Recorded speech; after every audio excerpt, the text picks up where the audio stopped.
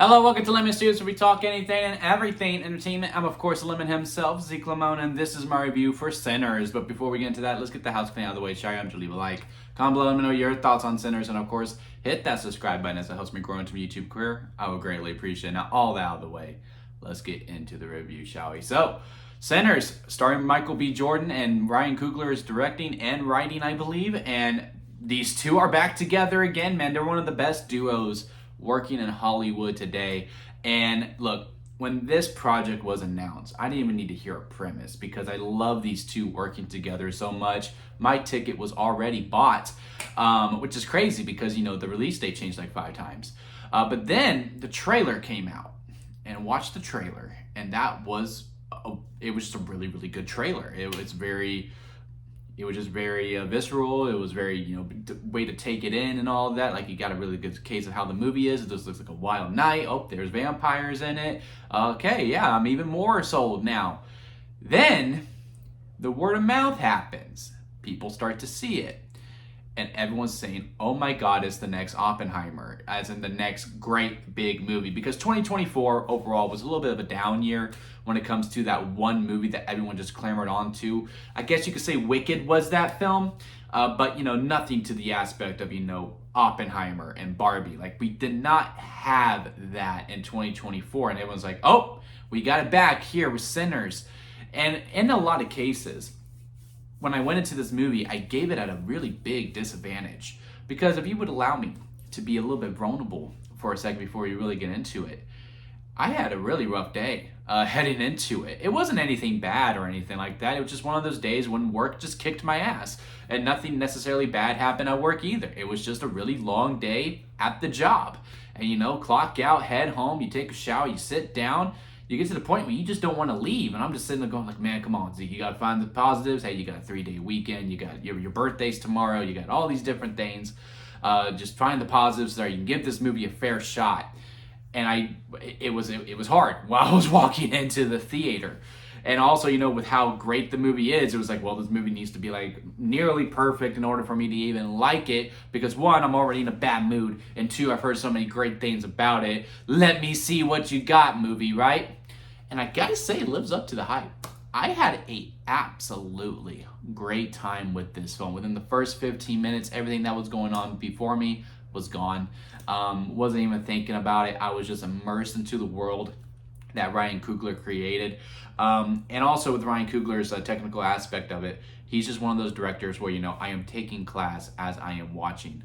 And what I mean by that is that I'm like studying every little thing that he's doing. Why is he making this kind of cut? Why is he doing this camera angle? It's just one of those things because y'all know my ultimate dream, my ultimate goal is to direct a movie that, hopefully millions of people see, and it does very well at the box office. And of course, I could continue to do that work, right? That is the dream. And Ryan Coogler is one of those people that I do just think, hey, I would like to not necessarily copy off of you, but I would like to, pay homage to you. I want to copy. I want to be, I want to be like you. It's basically what I am trying to say when it comes to Ryan Coogler's work, because I have yet to see a movie that I just have not liked of his. And one thing that really stood out to me was the aspect ratios. And that is, it starts off widescreen, then it's full screen, widescreen. And usually when they change the aspect ratio from wide to full, it's usually for the big scenes in the film, right? And that's definitely here. It is like, when something's about to be really big, and you really feel it, and it helps more when it goes to full screen. But he also does it in very small moments, which I really haven't seen that often. Like, it's just, okay, we're just gonna cut to the clouds, and that's gonna be full screen, and then we're right back to widescreen. Okay, we're gonna do the full screen for someone looking like just on a, I don't know what it's called, but like it's just a shot of them, and then we'll right back to widescreen. And I'm just wondering, why did he do that? What was he trying to communicate to us when it was like, okay, we're gonna be full screen here, but we're only gonna be full screen for like 3 seconds, and then we're right back to wide. So I'm very, very curious to see how that goes within how that's communicated, and to read more about that if that is ever asked within it. I also really like the performances in this movie. Michael B. Jordan is, so great that, he just had to do it 2 times. He does great between the differences of the twins, Smoke, and I do not remember the other character's name, but he was the brother of Smoke was the one I kind of liked more. I liked both of them, but he does a really good job at of showing the differences between the two. It's easy to tell as well with the costume design. One wears blue, one wears red. But I do also think if you were to take that away, I think Michael B. Jordan does a well enough job that you would be able to tell the difference. Like, okay, yeah, no, this is Smoke. Okay, yeah, this is the other brother. And it's really great. Haley Steinfeld also does an amazing job with it, and also the young man who plays Michael B. Jordan's cousin, and he's the one with the guitar. And I believe this was his first role ever. And if so, he knocked it out of the park. He doesn't lose a step. Like, you don't see the differences of the quality of acting or experience, for that matter, when he is matched up against Haley Steinfeld, when he's matched up against Michael B. Jordan, or any of the other amazing talent that is on screen within the film. He does well. But I will say, and it's not just with him, but the real main character of this movie is the music. This movie has a little bit of everything in it.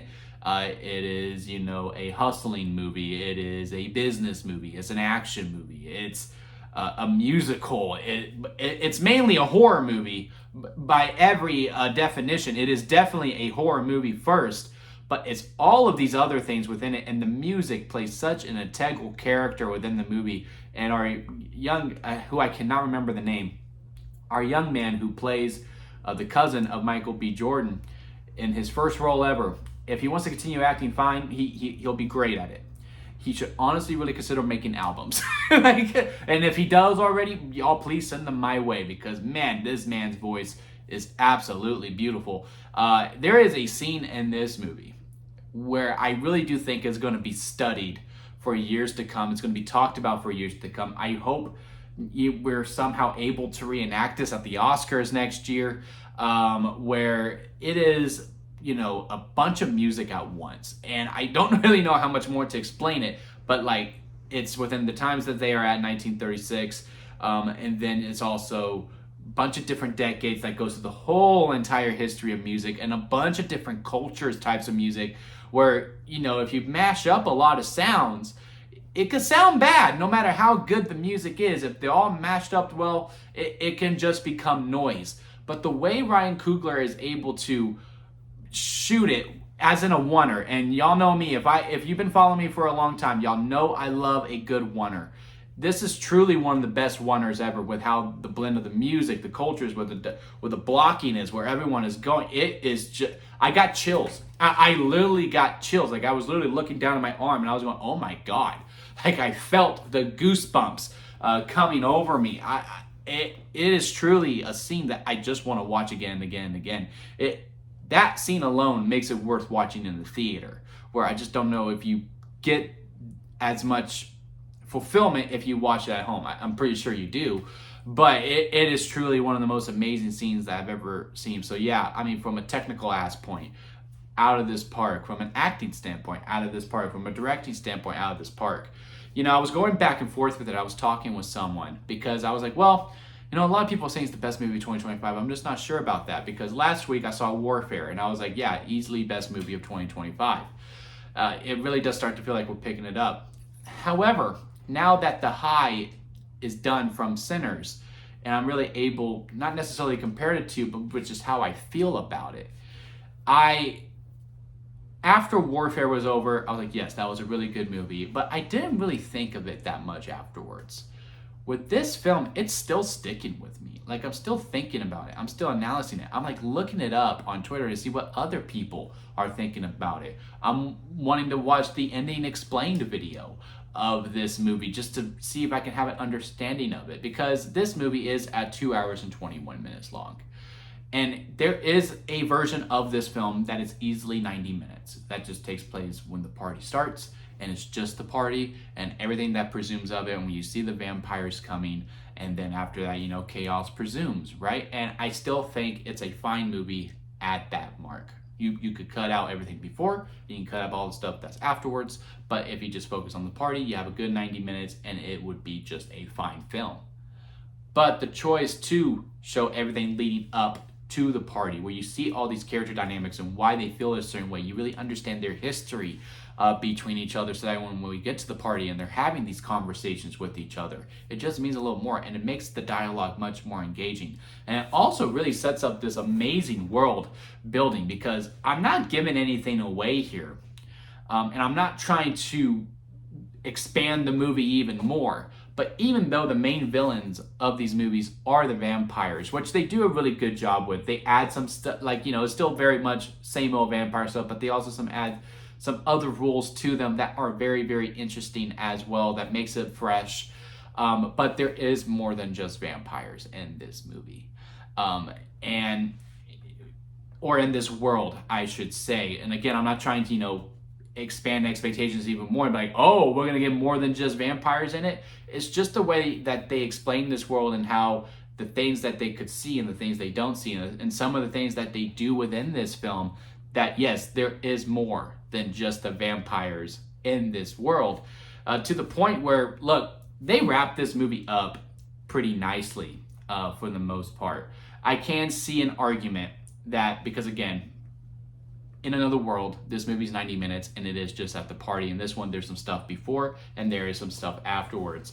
And I didn't overall feel it. I felt it a couple times when we got to the end, but I did feel it in the room around me. Again, not me personally feeling it, but it did get to a point where I'm just like, are we overstaying our welcome? And I could feel the other people around me being like, all right already, let's wrap this up. Let's get this done. Let's head on home. Well, I do feel like, yeah, maybe if you were to come to me and say, hey, the movie overstays its welcome a little bit, I wouldn't necessarily argue with you on it, but I do think all the stuff afterwards was very necessary for the movie, for the overall message and theme of the movie that it was trying to convey. And it does wrap up very well, where we don't need a sequel to this movie whatsoever. But with the world that was built, if you want to Knives Out this thing and go, hey, let's go to a different location with a different set of characters and with a different threat, I think a lot of people would be on board for that, because again, they did such a good job of building this world. And again, we've kind of wrapped this story up pretty nicely, where I don't necessarily need to see the other characters back. I would like to, or the characters that survive in this movie anyway. I would like to see some of them come back, but I don't know if I necessarily need a whole other movie of the survivors of the film. But yeah, this movie was absolutely phenomenal. There is 2 post-credit scenes. The one in the middle, I think, wraps up the film nicely. And the second one, I don't think you necessarily need to see, but I do think it is pretty cool to watch as well. I immediately downloaded the soundtrack as soon as I got done. But yeah, like I said, Warfare was really, really good, and it was my favorite movie of the year of 2025. But I just can't shake the feeling that when I got out of Sinners, I was thinking about it the whole way through. Same with Warfare. Then I went to bed, and I woke up this morning, and I was still thinking about Sinners. I wasn't still thinking about Warfare. So on the lemon scale, where it goes sour lemon at the bottom, expired store-bought lemonade, then just store-bought lemonade, really good, but hey, there's some problems.